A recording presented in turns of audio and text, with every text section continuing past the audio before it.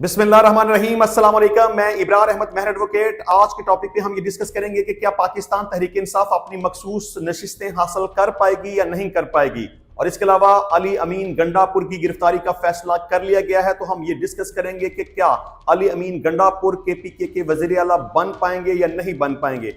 और इसके अलावा मौलाना फजल रहमान साहब ने यह बयान दिया है कि फैसले ईवान में नहीं अब मैदान में होंगे। उन्होंने ये बयान क्यों दिया और साथ ही नवाज शरीफ को भी एक दावत दे दी। वो दावत क्या थी, इस टॉपिक के ऊपर भी बात करेंगे, लेकिन इससे पहले जो आज के दिन की अहम डेवलपमेंट्स हैं उसके ऊपर बात कर लेते हैं।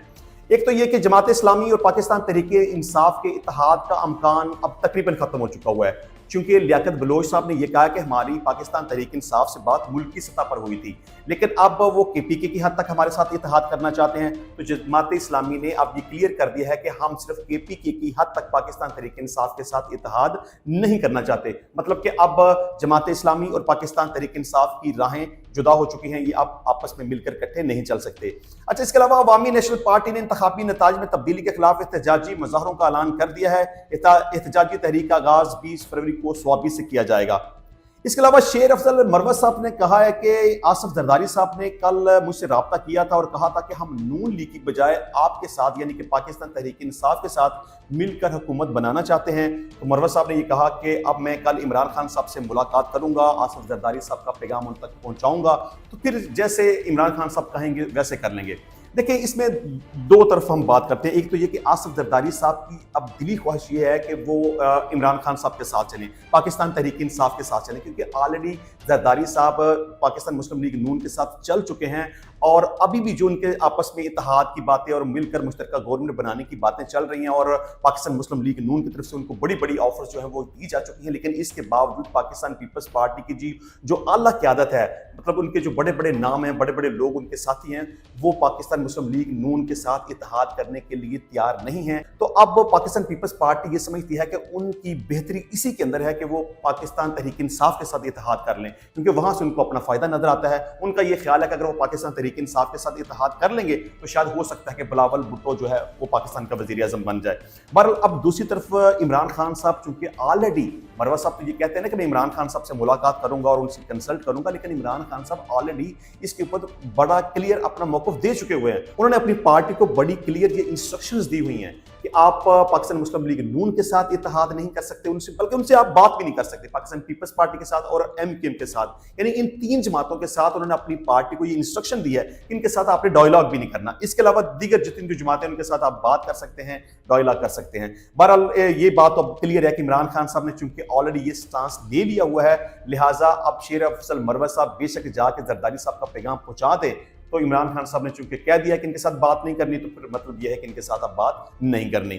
अच्छा, इसके अलावा जी पंजाब असम्बली में के मजीद 6-9 मुंतखब आज़ाद अरकान मुस्लिम लीग नून में शामिल हो गए हैं। ये बहरहाल पाकिस्तान मुस्लिम लीग नून के लिए एक अच्छी खबर है, क्योंकि इनकी ऑलरेडी पंजाब के अंदर मेजॉरिटी मौजूद है और काफ़ी सारे जो आज़ाद अरकान हैं वो अब पाकिस्तान मुस्लिम लीग नून में शमूलियत इख्तियार कर रहे हैं। इसका मतलब ये है कि अब पाकिस्तान मुस्लिम लीग नून के लिए बड़ा ही आसान हो गया है।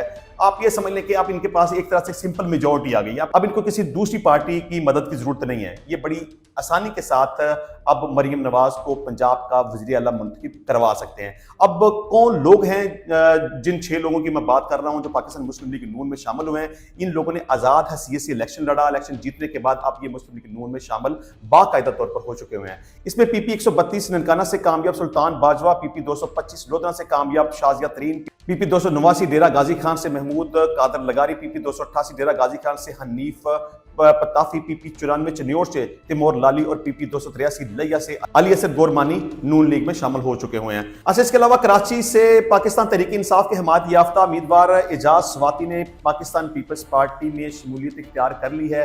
ये एक वंस अगेन पाकिस्तान तहरीक इंसाफ को लॉस हुआ है। पहले भी कुछ लोग टूट कर मुस्लिम लीग नून में शामिल हो चुके हुए हैं और ये सिलसिला अभी जारी है। मैं पहले भी ये बात काफ़ी दफ़ा रिपीट कर चुका हुआ हूँ कि पाकिस्तान तहरीक इंसाफ अपना वक्त ज़ाया कर रही है। उसको चाहिए कि जितनी जल्दी हो सके अपने जो हमायत याफ्ता उम्मीदवार उनके कामयाब हुए हैं उनको किसी न किसी पार्टी के अंदर जम करें, ताकि वो कैद हो जाए और उनके पास कोई दूसरी ऐसी अपॉर्चुनिटी मौजूद ना हो कि वो किसी दूसरी पार्टी में शमूलियत इख्तियार कर लें। अच्छा, अभी बात हो रही थी कि क्या पाकिस्तान तहरीक इंसाफ अपनी मखसूस नशिस्तें हासिल करने में कामयाब हो पाएगी कि नहीं हो पाएगी। देखिए, इसमें सबसे पहली बात तो यह है कि पाकिस्तान तहरीक इंसाफ चूंकि इलेक्शन के अंदर मौजूद ही नहीं थी, اب اس کے جتنے بھی حمایت یافتہ امیدوار کامیاب ہوئے ہیں وہ پاکستان تحریک انصاف میں شمولیت اختیار نہیں کر سکتے۔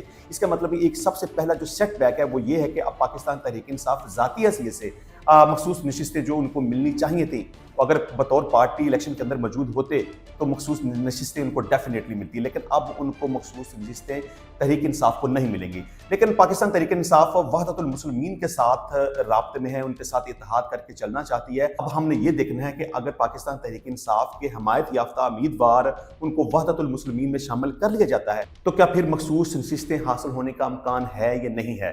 اچھا، اس میں وحدت المسلمین کے ذریعے مخصوص نشستیں بھی حاصل نہیں کی جا سکتی۔ وہ کیوں نہیں کی جا سکتی؟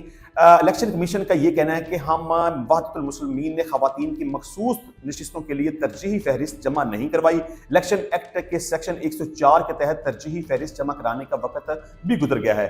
اس میں یہ بھی بتایا گیا ہے کہ تاریخ گزرنے کے بعد ترجیحی فہرست میں تبدیلی یا اضافہ ممکن نہیں ہے۔ فہرستوں میں ترجیح تبدیلی کی جا سکتی ہے اور نہ ہی کسی نام کو نکالا جا سکتا ہے۔ پاکستان تحریک انصاف کو الحاق کے باوجود مخصوص نشستیں نہیں مل سکیں گی۔ اچھا جی، بات ہو رہی تھی مولانا فضل الرحمان صاحب کی، تو انہوں نے یہ کہا کہ الیکشن کمیشن کے شفاف انتخابات کے بیان کو مسترد کرتے ہیں، لگتا ہے فیصلے ایوان میں نہیں میدان میں ہوں گے۔ انہوں نے کہا کہ جے یو آئی پارلیمان میں کردار ادا کرے گی، اسمبلیوں میں شرکت تحفظات کے ساتھ ہوگی۔ نواز شریف کو دعوت دیتا ہوں کہ وہ آئیں اور ہمارے ساتھ اپوزیشن میں بیٹھیں۔ ہم پارلیمنٹ میں اپنی انفرادی حیثیت سے جائیں گے، کسی بھی پارٹی کے ساتھ ہمارا کوئی اتحاد نہیں ہے۔ انہوں نے کہا کہ جمعیت علماء اسلام کو دھاندلی کے ذریعے شکست سے دوچار کرنے کی منصوبہ بندی اسلام دشمن عالمی قوتوں کے دباؤ سے ہوئی ہے۔ ہمارا جرم یہ ہے کہ ہم نے افغانستان میں امارات اسلامی کے استحکام اور پاکستان افغانستان کے پرامن تعلقات کے حوالے سے کردار ادا کیا، جو کہ امریکہ اور مغربی ممالک کے لیے قابل قبول نہیں ہے۔ اس میں مولانا فضل الرحمان صاحب نے یہ بھی کہا کہ ہمارا جرم یہ ہے کہ ہم نے اسرائیل کی ریاستی دہشت گردی کے خلاف فلسطینیوں اور حماس کے موقف کی حمایت کی ہے، لیکن جے یو آئی ایک نظریاتی قوت ہے، ملک کے داخلی نظام اور بین الاقوامی مسائل پر کسی مصالحت یا سمجھوتے کا شکار نہیں ہوگی۔ انہوں نے یہ بھی کہا کہ وسیع مشاورت کے بعد مقاصد کے لیے تحریک چلائیں گے، کارکن تحریک میں اترنے کے لیے تیار رہیں۔ اس کے علاوہ 9 مئی کے مقدمات میں مطلوب اشتہاریوں کو کٹہرے میں لانے کے لیے کاروائیاں تیز کی جا رہی ہیں۔ مقدمات میں ملوث 22 اشتہاری رہنما 282 کارکن تاحال انتہائی مطلوب ہیں۔ حالیہ الیکشن کے کامیاب امیدوار میاں اسلم اقبال، علی امین گنڈا پور، امتیاز شیخ 9 مئی کے واقعات میں لاہور پولیس کو مطلوب ہیں، تاہم عدالت کی جانب سے ان کو اشتہاری قرار دیا گیا ہے۔ جے آئی ٹی نے یہ بھی بتایا کہ اشتہاریوں کے روابط کا تعین کرنے کے لیے جیو فینسنگ، موبائل ٹریکنگ اور آئی پی ایڈریس ٹریک کر لیے گئے ہیں۔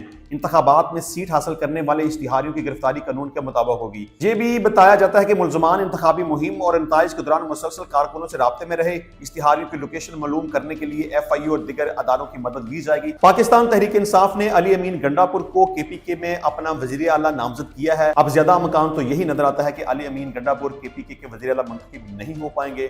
ملتے ہیں نیکسٹ ٹائم نئی ویڈیو میں نئے ٹاپک کے ساتھ، تب تک کے لیے اجازت دیجیے، اللہ حافظ۔